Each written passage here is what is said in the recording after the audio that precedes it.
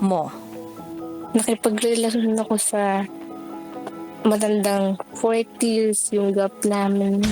Nakipagrelasyon ka sa isang matandang lalaki. 40 years ang gap ninyo. Tama ba ako ng pagkakarinig? Yes po. High school pa lang ako and security guard sa malapit dun sa house namin. So, meron po siyang business doon na loading station. Tapos doon niya nalaman yung number mo, tapos minessage ka na niya. Opo. Una po, tinanong ko kung sino siya kasi number lang po yung nag-text. Una po, parang nagkaroon ako ng kaba sa kanya. Sabi ko siya pala yun. And then, sinabi niya na hindi naman daw siya masamang tao. Unti-unti kinukuha niya yung tiwala ko. Libre na yung load. Yung wife niya po daw is namatay po sa breast cancer. Pumalaw yung mall po yung pinupuntahan namin para wala pong Una po nalaman po nung mama ko. Pinagalitan ako about po doon. Tapos sinabihan ako na tigil ko daw po, gano'n.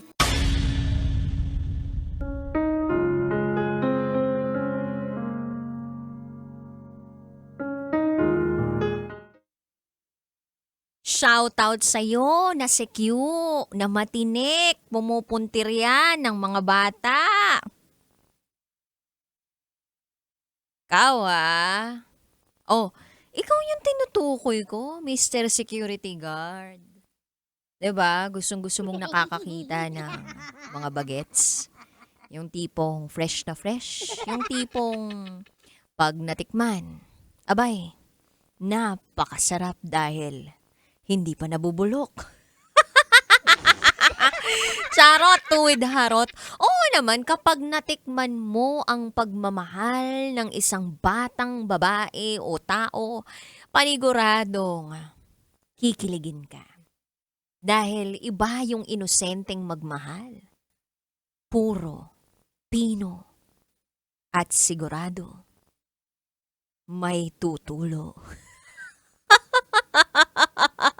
Alin? Yung luha sa mga mata mo. Kasi maiiyak ka sa sobrang saya. Anyway, kabisyo, dito, hindi ako sure kung ikaw ay sasaya. Pero sure naman ako doon sa kwentong may kwenta. Ito na kabisyo, kapiling ang Basa Princess, DJ Rakitera. Alas 9 ng gabi hanggang hating gabi, magkasama tayo. At eto na po, ibibigay ko na ang patikim at inaabangan ng ating mga kabisyo. Ang DJ Rocking's Secret Files.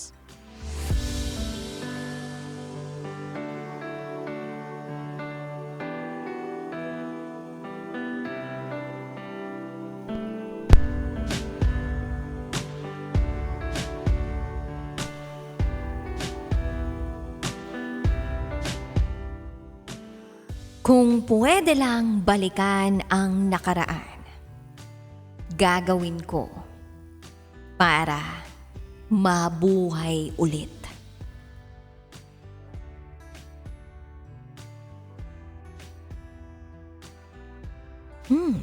Kung pwede lang balikan ang nakaraan, gagawin ko para lang mabuhay ulit. Yung nag-send sa atin ng secret file, ibig sabihin wala na kasi sinabi niya para mabuhay ulit. O baka, simula nung nangyari yon, yung pangyayaring yon sa kanyang nakaraan, parang pakiramdam niya, namatay na yung sarili niya. May ganun eh. Parang patay na rin ako, ganun. Patay na patay sa'yo. Ay, hindi pala yun. Hindi ganun yun. Kumbaga dahil sa isang masaklap na pangyayari, parang hindi na siya natutong mabuhay. Magkaiba yun humihinga ka. Pero, yung galawan mo pampatay na. Kesa dun sa humihinga ka and you are living your life.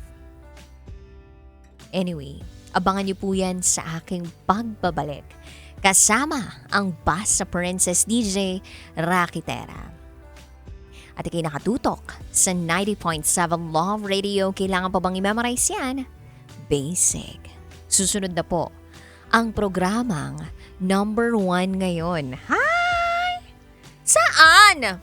Number 1 ngayon sa Spotify Philippines Podcast 2025. Oha, ngayon yan! 2 consecutive days na tayong number 1 sa Spotify Philippines sa podcast. Kalain mo yun. DJ Rocky's Secret Files. Kababae ko.